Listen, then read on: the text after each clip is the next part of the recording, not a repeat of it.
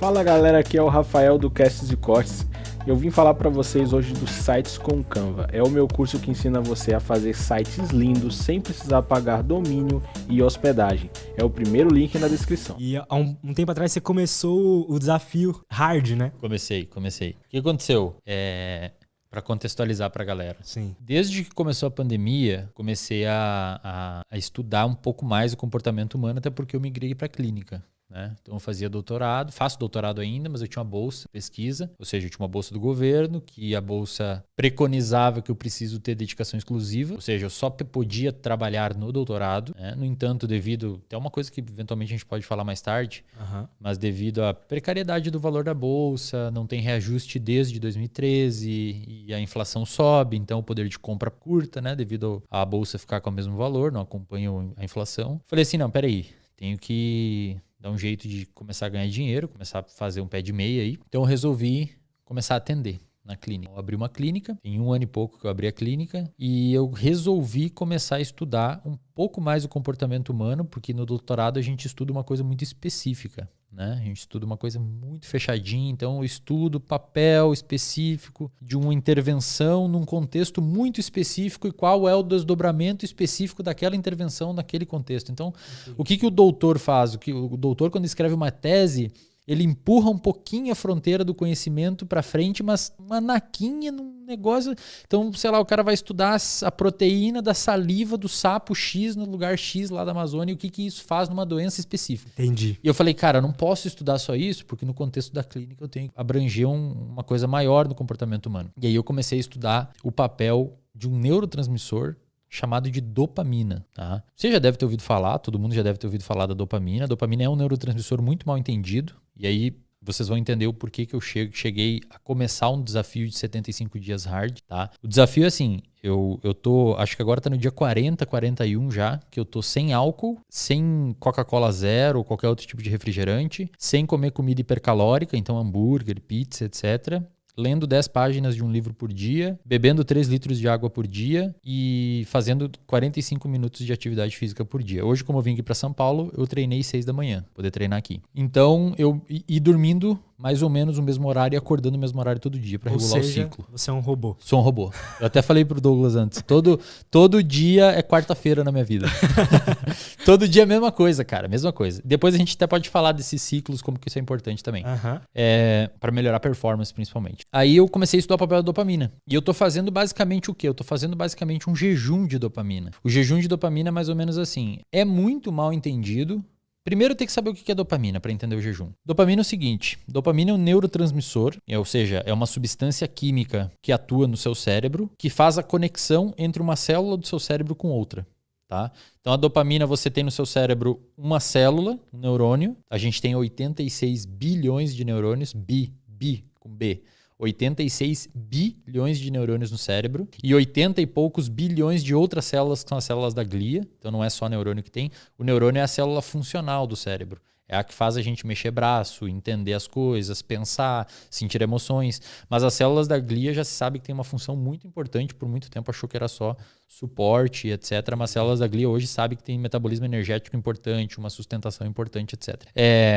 Então, essas 86 bilhões de células, elas se comunicam uma com as outras. Por muito tempo achava-se que essa comunicação era devido às células estarem encostando uma nas outras. Hoje a gente sabe que existe uma gap, uma fenda entre um neurônio e outro que a gente chama de fenda sináptica.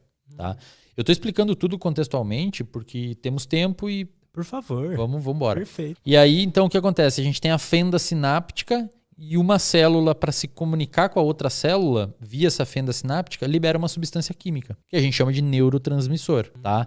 A gente tem duas classes de neurotransmissores. A gente tem os neurotransmissores neuromoduladores e a gente tem os neurotransmissores mediadores. Qual que é a diferença entre os dois? Os neuromoduladores conseguem modular uma circuitaria inteira de sinapses. Ou seja, quando é liberado dopamina no nosso cérebro, é como se a gente se borrifasse dopamina. Tipo, uma região inteira. Então, quando você sente uma sensação súbita de bem-estar, sente um pouco de motivação, felicidade, é como se o seu cérebro borrifou um pouco as emoções são chuvas químicas no nosso cérebro, digamos assim. Só que isso, com o tempo, a dopamina é capaz de modular os circuitos, ou seja, ela deixa os circuitos mais ou menos funcionais. Isso é um neuromodulador. A dopamina é um exemplo. A noradrenalina também é um neuromodulador, serotonina é um neuromodulador. É diferente de neurotransmissores da classe de neuromediadores, como, por exemplo, o glutamato. O glutamato é um neuromediador. Por quê? Porque a ação dele é pontual de uma sinapse para outra. Quando você pega, por exemplo, antidepressivos clássicos que a gente conhece no mercado, como, por exemplo, talvez o mais clássico, que é a fluoxetina. A fluoxetina é um inibidor seletivo da recaptação de serotonina. Então, a fluoxetina aumenta a disponibilidade de serotonina na fenda. Quando você trata um paciente com depressão ou com ansiedade, porque na realidade a fluoxetina ela deveria ser das classes dos ansiolíticos, para ansiedade, não para depressão. Porque a serotonina, quando ela aumenta, ela diminui um pouco a sua ansiedade, ela diminui a sua agitação. Então, desculpa só te interromper. Vai lá. Aí eu só vou saber a sigla em inglês. O que é o SSRI? Essa aí. É isso aí? Inibidor Entendi. seletivo da recaptação de serotonina. Quando você toma um antidepressivo da classe dos serotoninérgicos, ele, via de regra, não é um antidepressivo, cara. Tanto é que muita gente sai do consultório psiquiátrico com a receita de um antidepressivo serotoninérgico e acha que tem depressão, mas o psiquiatra deu para ansiedade. Por quê? Porque a serotonina, ela tem muito a ver com a percepção de que eu tenho... Quando a serotonina aumenta a sua percepção de calmaria. De tipo assim, eu tenho o suficiente para viver. Então, quando você olha pro seu estúdio aqui e fala assim, caramba, eu conquistei o estúdio, aumenta a sua serotonina. E essa classe, inclusive, os efeitos colaterais dessa classe de medicamento, muitas vezes é perda de libido. É perda de libido, é perda de fome. Por quê? Porque aumenta tanto a serotonina que o drive, a busca, eu preciso daquilo, já começa a diminuir, inclusive, no apetite sexual e no apetite alimentar. Por quê? Porque a sua serotonina é tão alta que o seu cérebro tem a percepção de que você já tem tudo que precisa para sobreviver. Então gera queda de libido e etc. E detalhe, a serotonina, por que eu comecei a falar isso? Porque a serotonina, ela demora, esses medicamentos serotoninérgicos demoram de 2 a 4 semanas para começar a fazer efeito. Então o psiquiatra te dá hoje... Se você tomar certinho, daqui a 4 semanas vai começar a ter o efeito antidepressivo ou ansiolítico, diminuindo a ansiedade. Por quê?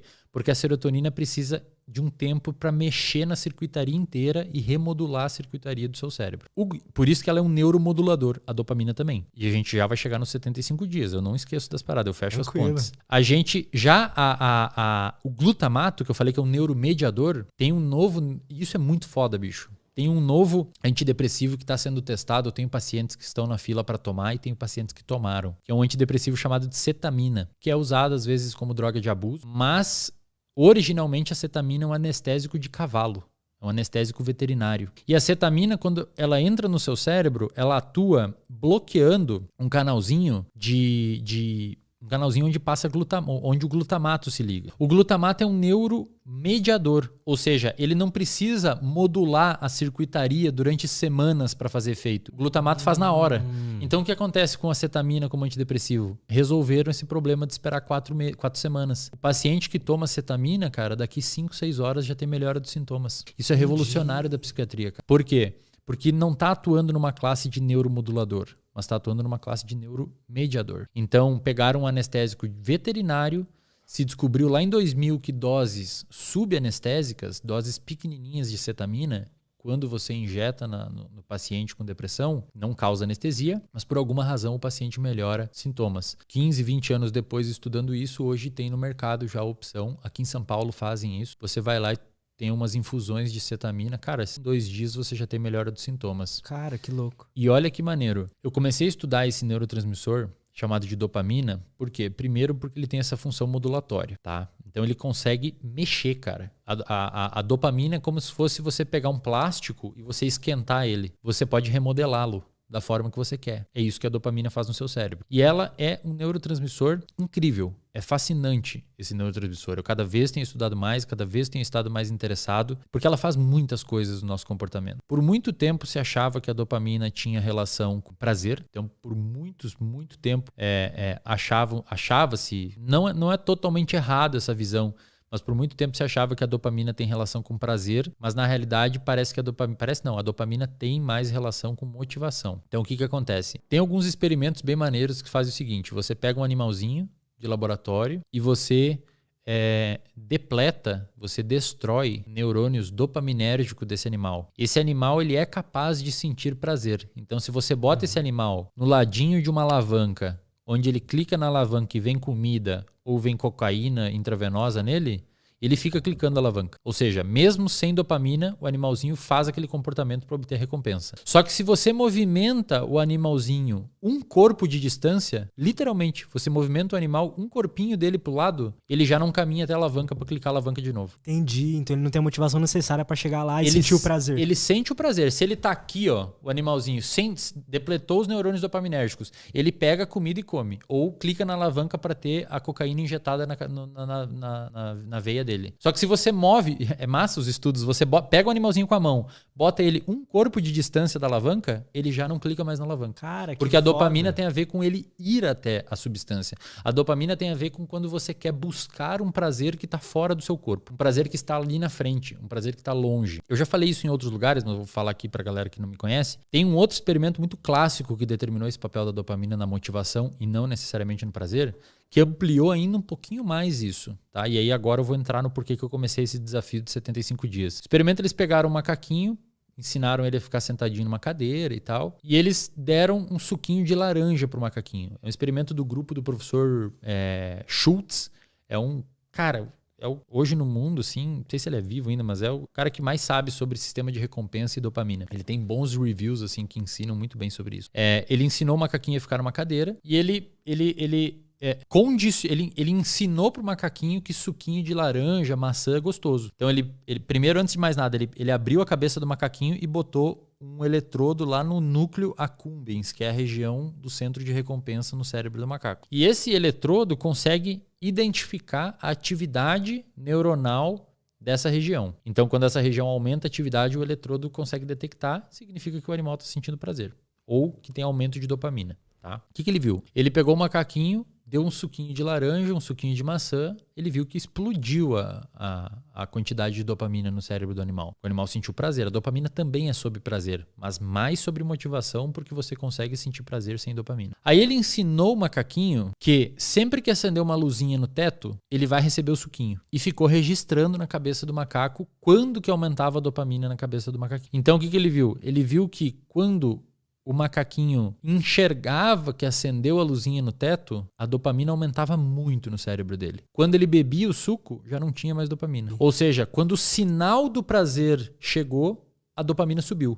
Quando ele sentiu o prazer e recebeu a recompensa, já não tinha tanta dopamina. É tipo o iFood. É tipo o iFood. É tipo aquela pessoa que tá assistindo um filme e vê alguém fumando no filme. Cara, quando você vê o gatilho, a sua dopamina explode. E a dopamina faz você pegar o cigarro e fumar. Quando você fuma o cigarro, talvez nem tenha tanta dopamina. Então a dopamina ela é sobre antecipar a recompensa, não sobre a recompensa em si. O que acontece, cara? A dopamina e o sistema dopaminérgico, de uma maneira geral, foi desenvolvida à luz da nossa evolução para viver num ambiente onde não tem tanto sinal dopaminérgico, onde não tem tanta disponibilidade de situações hiperdopaminérgicas como hoje. Fica te estimulando o tempo inteiro. Exato. Então a dopamina, quando você abre um livro de neurociência clássico, você vai ver que o que eles usam para explicar a motivação? Comportamento de beber água, comportamento de comer, de se alimentar e sexo. Por quê? Porque a dopamina funcionou para isso durante a nossa evolução. A gente acordava de manhã nas cavernas lá e tinha que ficar motivado e preocupado com o que ia comer, se tinha água para beber ou se ia cuidar da prole, etc. Hoje, a gente não precisa se preocupar mais com isso. Inclusive, tem alguns pesquisadores que argumentam que a sociedade hoje ela é tão deprimida e tão ansiosa justamente por isso. Porque o nosso sistema ele se desenvolveu para se preocupar com algumas coisas e hoje a gente não precisa se preocupar com tanta coisa. A gente não precisa urgentemente de coisas hoje vitais para viver.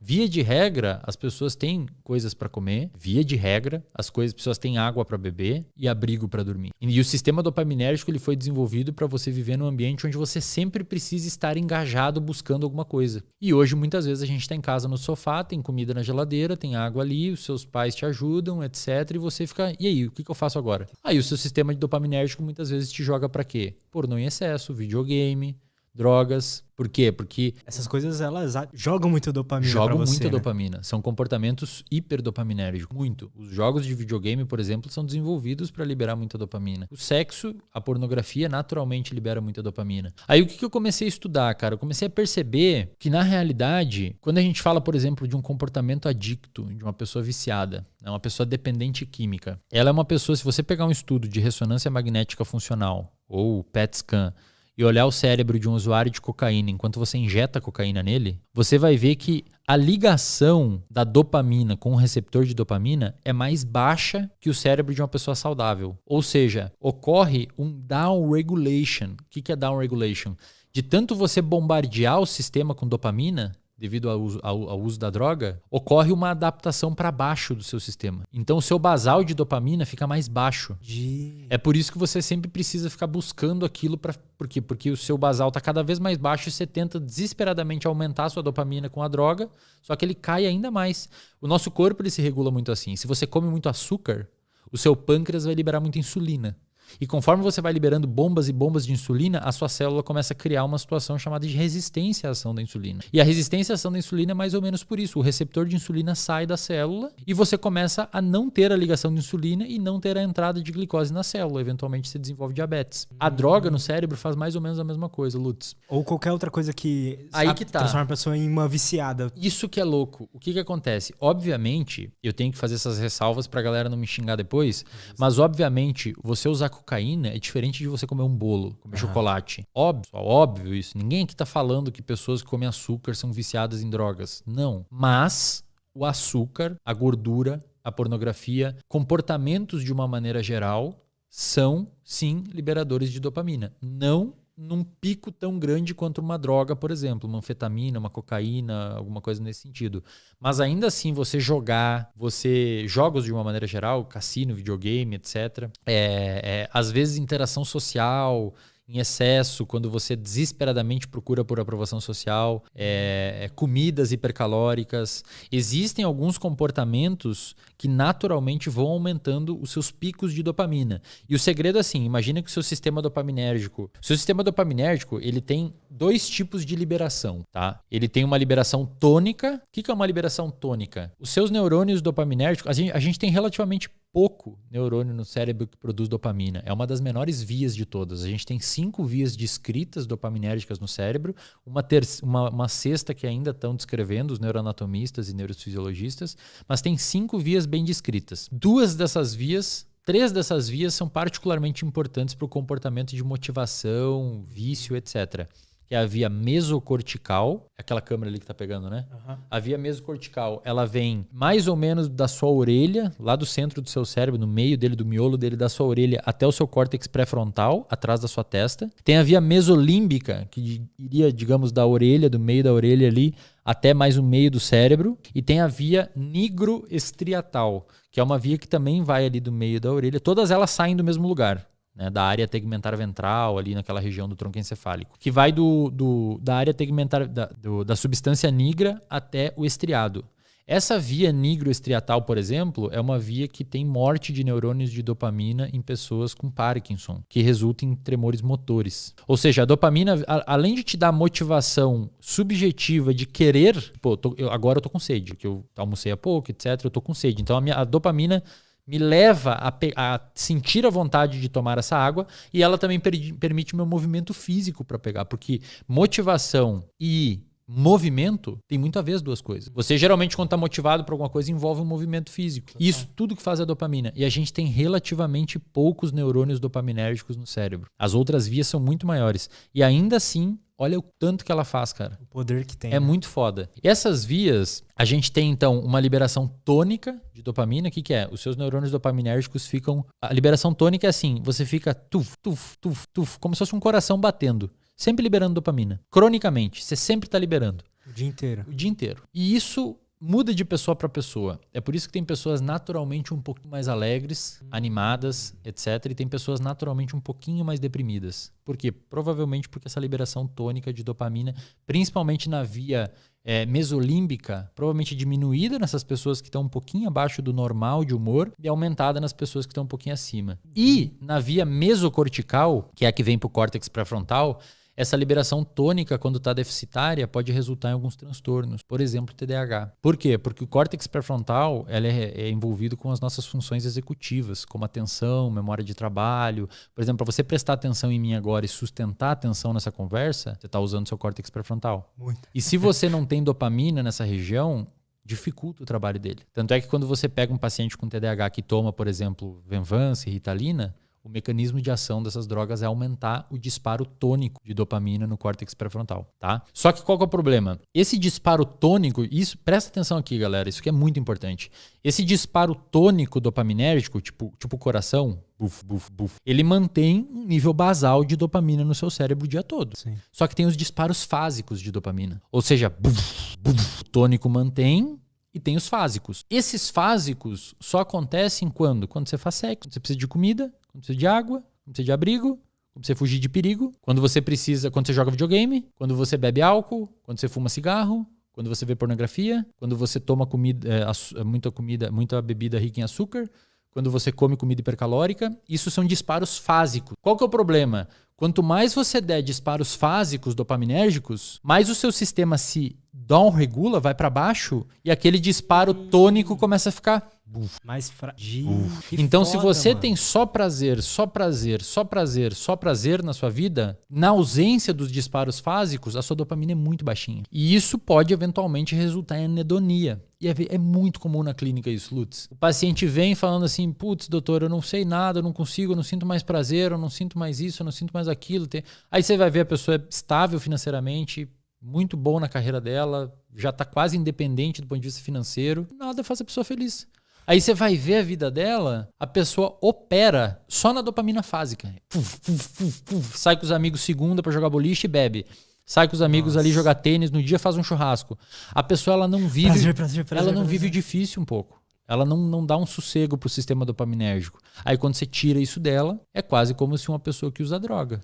Fica, obviamente, não no jeito que uma pessoa que usa droga, mas ela fica anedônica.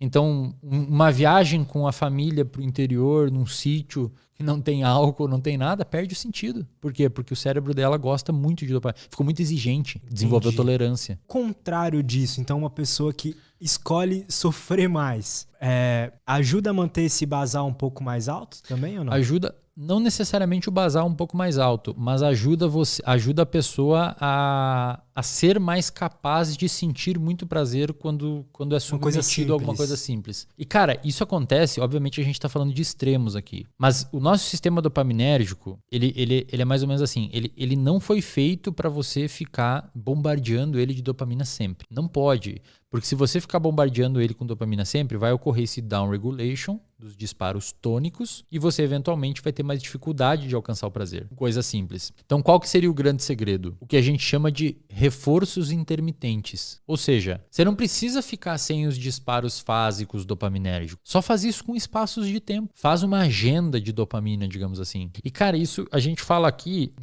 nas questões mais extremas, como por exemplo patologias, depressão, vício, etc, né? Mas isso acontece nas coisas mínimas também. O Huberman falou lá, por exemplo, no episódio dele, se você gosta de treinar com música, você fica muito agitado, muito feliz treinando ouvindo música na academia, cara, joga uma moeda pra cima. Se cair cara, você vai pro treino ouvindo música. Se cair coroa, você não vai. O seu sistema dopaminérgico adora um talvez, cara.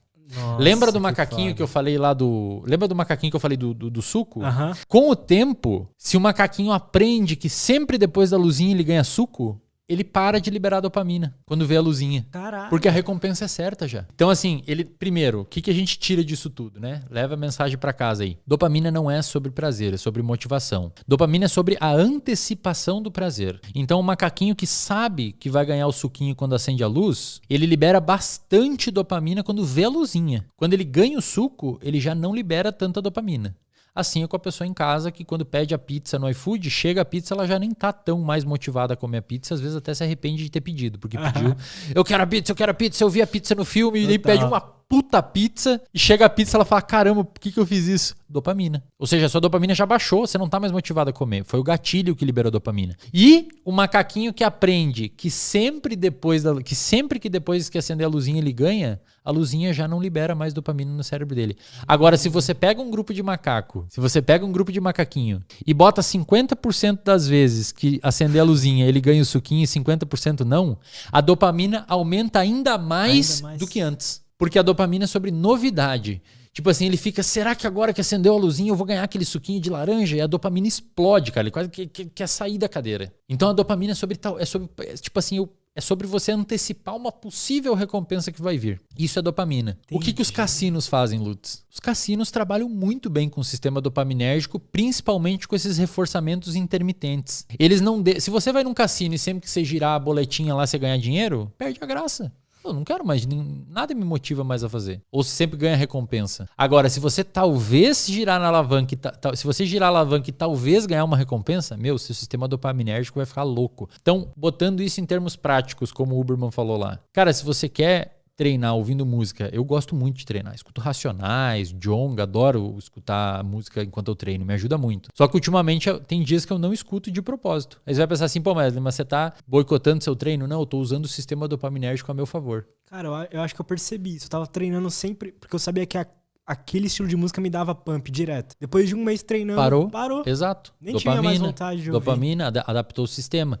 Agora, se você joga uma moedinha pra cima, se cair cara, você treina com a música. Se cair coroa, você não treina. Cara, todo dia você vai querer jogar a moedinha e vai ficar tipo friozinho na barriga. Cai. E aí caiu, e você vai poder ouvir a música, você vai ficar muito feliz, cara. Pois é. E aí eu descobri o quê? Eu vou tentar fazer um experimento. Eu não recomendo isso pra ninguém. Eu não sou nutricionista, eu não sou educador físico. Eu estou aqui apenas como uma pessoa física, não profissional, falando sobre o que eu fiz. Eu comecei a fazer esse jejum dopaminérgico para tentar readaptar o meu sistema dopaminérgico. Então eu cortei tudo. Toda quarta-feira eu comia hambúrguer, tomava uma cerveja IPA.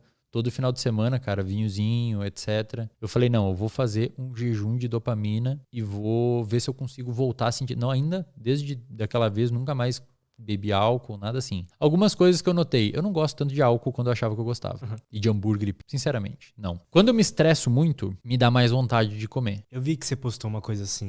De que em todos esses dias, você falou assim, em todos esses dias eu não tinha sentido vontade ainda de comer um doce.